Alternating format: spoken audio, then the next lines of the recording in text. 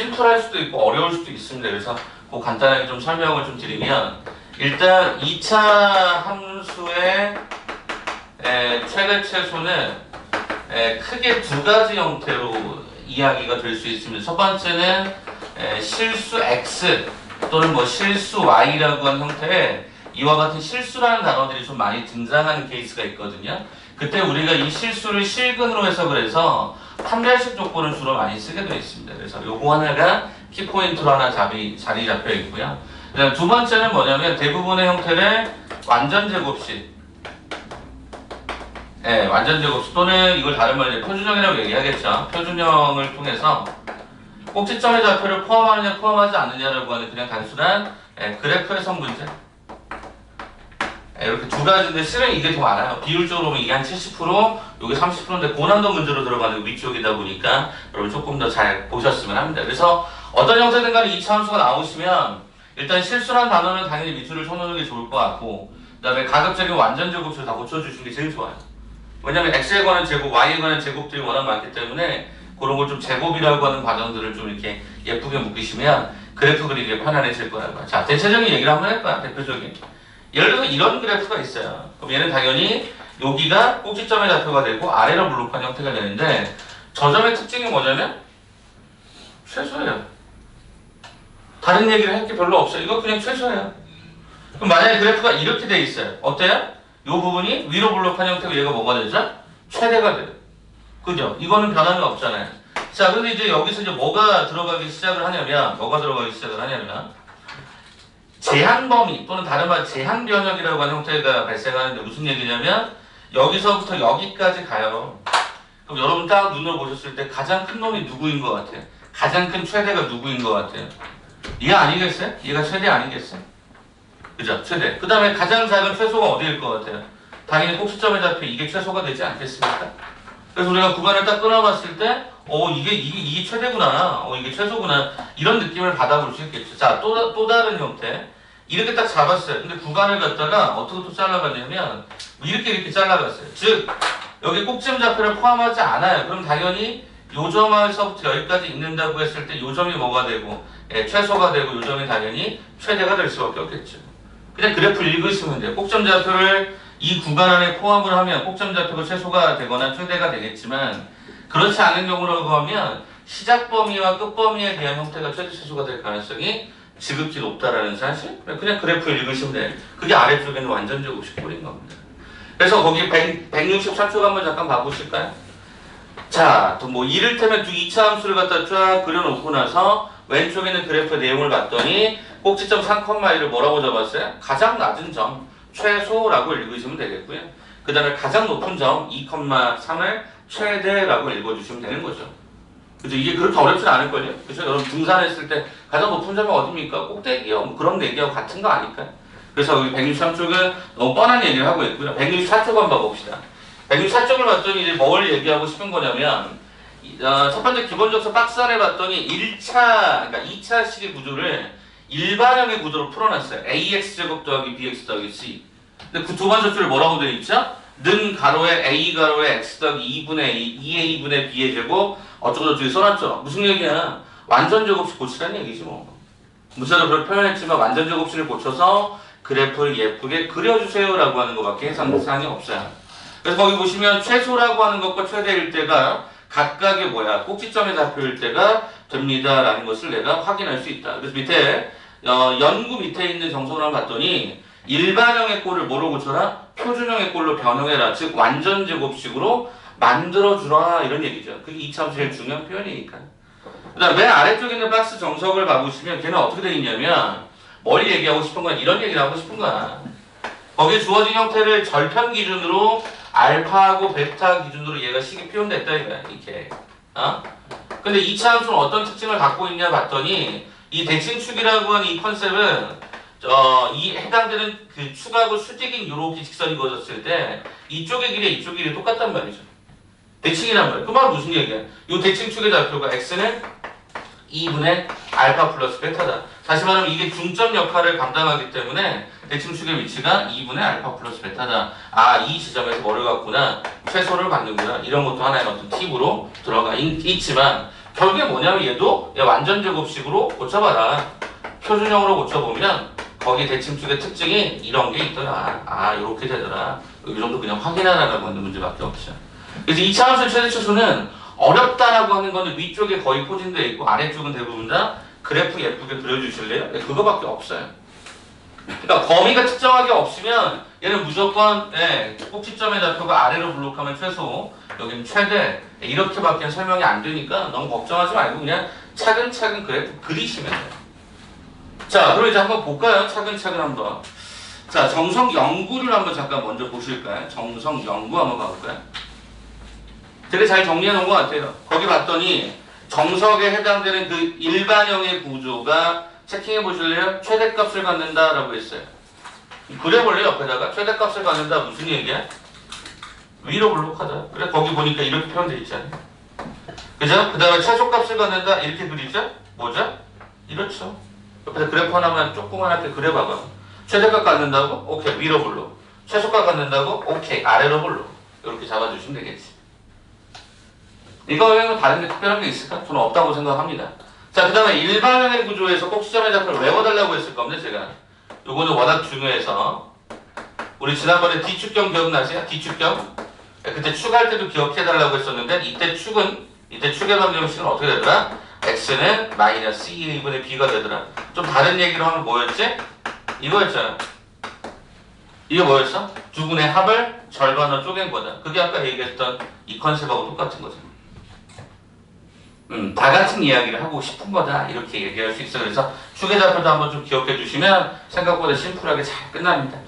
자, 그럼 기본 문제 11-1번 그냥 간단하게 한번 풀어볼까요? 간단하게 한번 워밍업 삼아서 한번 풀어봅시다. 그래프 문제. 자, 뭐라고 돼 있죠? 2차 함수가 어쩌고저쩌고 나와 있는데 어떻게 나와 있냐 봤더니 특이하게 이렇게 나왔네. 문자를 두 개만 써가지고 표현했네. 근데 뭐라고 했어? x는 2일 때 최대값 n을 갖고 이 그래프가 0,4를 지났네. 뭐 어떻게 하라는 거야? 최대라며. 최대값을 갖는데 범위가 아무것도 없는데 최대값을 갖는다. 무슨 얘기야? 그래프가 이랬던 얘기고, 아, 이 단어에서 a는 음수였구나. 확인 끝났죠. 그렇죠? 확인 끝났어. 자, 그 다음에 뭐라고 그랬어? 이 대칭축. 이 대칭축이 얼마다? x는 2다. 그럼 이 대칭축의 좌표를 어떻게 잡으라고 그랬어? 마이너스 2a분의 b라고 했던 거니까 그걸 그대로 써보면 마이너스 여기가 a잖아, 그죠? 그럼 얘가 마이너스 얘가 2a분의 b다라고 하는 거 그냥 그대로 쓰면 되겠네. 그럼 결과적으로 x는 2다라는 결과가 이거랑 똑같아야 되니까 b다라는 형태는 마이너스 4a가 되는 거 우리는 확인할 수 있다. 자, 또 하나 뭐 있죠? x는 0을 갖다 집어넣어 4를 지난다. 0, 0, 4가 돼야 되니까 결과적으로 a의 제곱 얘가 4가 됐었구나. 그럼 여기서 a는 2하고 마이너스 2가 나오는데요. 아까 최대라는 단어 때문에 a는 음수가 되었고 그럼 결과적으로 얘가 마이너스 2 그럼 얘는 결과적으로 마이너스 4 곱하기 마이너스 2가 들어가니까 b는 결과 얼마? 8이라고 하는 형태가 나오지 않았을까. 따라서 계산을 해볼까요?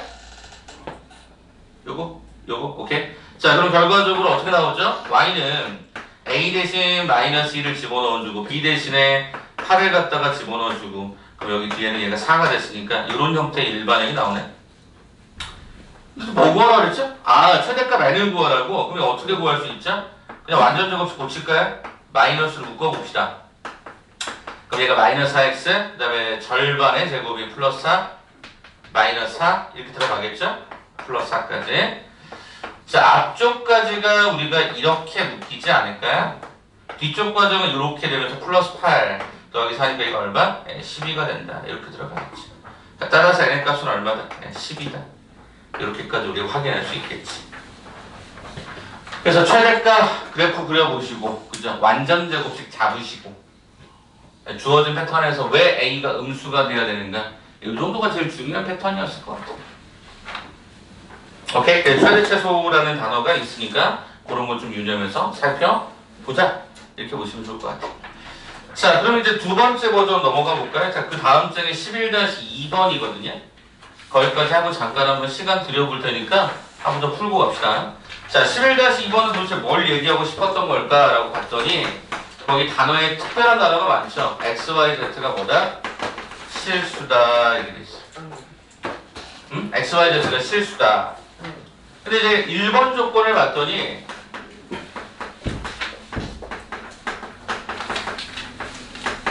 이렇게 있다고요.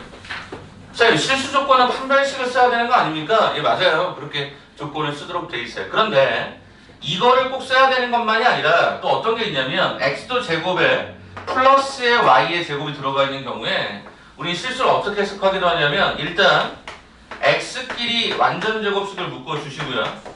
y끼리도 2를 갖다 뽑아낸 상태로 완전 제곱식을 묶어주시고 뒤쪽에 5를 갖다 빵 줍니다. 네, 그렇다면 어차피 여기는 플러스 4가 더해지고 얘가 마이너스 4, 얘 플러스 4, 얘가 마이너스 얘가 4가 더해지면서 얘가 이렇게 정리가 되겠죠. 그러면 앞쪽에 있는 식이요 x-2의 제곱이 되고 뒤쪽에 있는 요 식이 2가로의 얘가 y 더하기 2의 제곱이 됩니다. 그 다음에 뭐가 남냐면 마4가 남고요 마8이 남고요 플러스 5가 남아서 계산해 보시니까 마이너스 8에다가 마이너스 4를 더하면 마이너스 12에다가 5도 했더니 이렇게 나와요. 그러면 얘들아 실수 xy가 붙어있을 때 조건을 보면 어차피 얘는 아무리 작아도 0보다 커나 같아.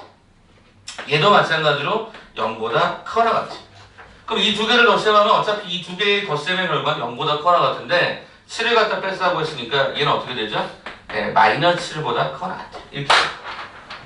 그러니까 제곱이 그냥 0 되는 상황을 기준점으로 뒤쪽에 붙어있는 상수값에 있는 거는 아까 여기 2차하고 패턴이 비슷한 거죠. 그래서 여기에 좀 특별한 거죠. x, y가 실수라는 조건일 때 각각 제곱을 묶어서 남은 결과가 뭐가 된다? 최소가 된다.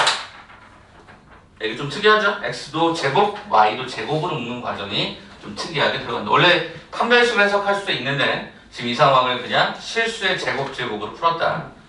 자, 두 번째 문제가 하나 더 있죠? 이번에는 문자가 더 늘어나죠? 그럼 여러분이 이거를 이제 또 어떻게 담당할까 봤더니 아까 패턴하고 정확하게 똑같습니다. 다만 z가 하나 더 있을 뿐이겠죠. 그럼 어떻게 할까요?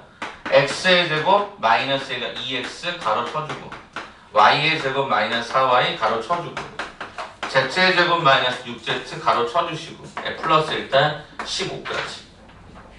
값의 변화는 없고 모양만 살짝씩 변화가 있었던 거잖아요.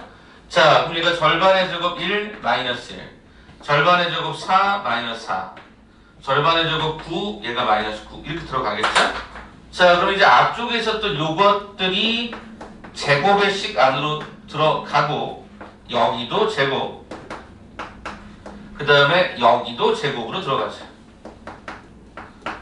자, 그 다음에 남는 게 뭐야? 마이너스 1 남았고요. 여기 마이너스 4 남았고요. 여기 마이너스 9가 그냥 이렇게 계산이 되겠네. 자, 이거 계산의 결과가 마이너스 14인데 더하기 15로 해보니까 이게 얼마? 얘가 1이 되죠. 그러면 실수 조건에서 얘는 0보다 커나 같고 얘도 0보다 커나 같고 얘도 0보다 커나 같았던 상태니까 이 세 개의 덧셈의 결과가 어찌됐든 간에 0보다 커나 같겠지. 그럼 이거 더하기 1이 붙어 있으니까 뭐야? 1보다 커나 같다.